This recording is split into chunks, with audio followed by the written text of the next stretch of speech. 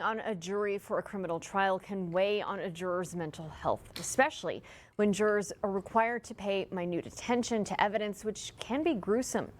Be Mindful correspondent Avery Martinez joins us live with these details. Avery. Well, ABC7 has been covering several trials of high-profile violent crimes in the borderland over the last several weeks, and two of those trials involved child victims. The death of baby Velma, a 2-month-old baby here in El Paso, and the death of baby Favi in Las Cruces. A question came up about courtroom mental health, specifically for jurors who must zero in on traumatic events.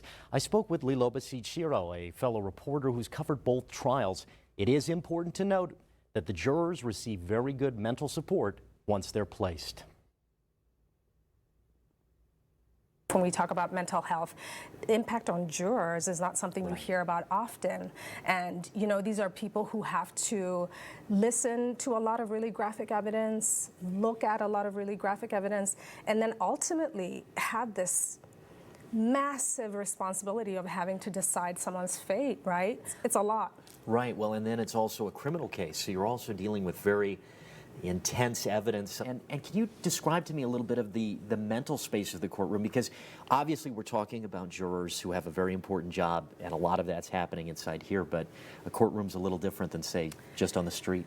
When you walk into a courtroom, you feel something, just even if a courtroom is empty. So imagine a situation where you're presiding over or you're making a decision in a very intense, very highly watched trial, in a situation where you're talking about the death of a child and somebody being accused in the death of a child. So it's already sort of, you feel the weight of all of that. It's very tense.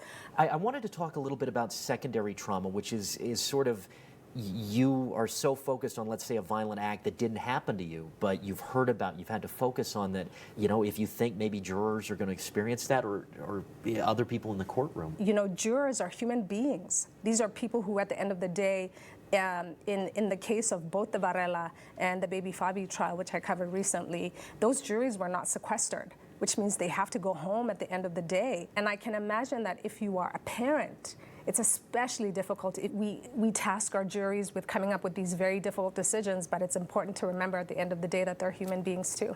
I love that you say that, because the other thing about a jury is you want people who are your peers. You don't want supermen. I wanted to ask you, if I can, Liloba, can you talk a little bit about how this has affected your mental health specifically? Yeah, I mean, I'm smiling, but I'm not really smiling because, you know, here I am talking about how jurors are people. Well, so am I. So are journalists, right? For me, I found that I felt like I'd been running a marathon, just exhausted, physically exhausted, emotionally exhausted. Couldn't get my mind to shut off. Forensic files, it's like my guilty pleasure on mornings, and I have been able to do that, particularly if there are cases that involve children. So I've found that I'm still, you know, even in the aftermath, still trying to find my own bearings, to be honest. Important to mention that both Las Cruces and El Paso have jury support aspects in place for what jurors may see in the courtroom.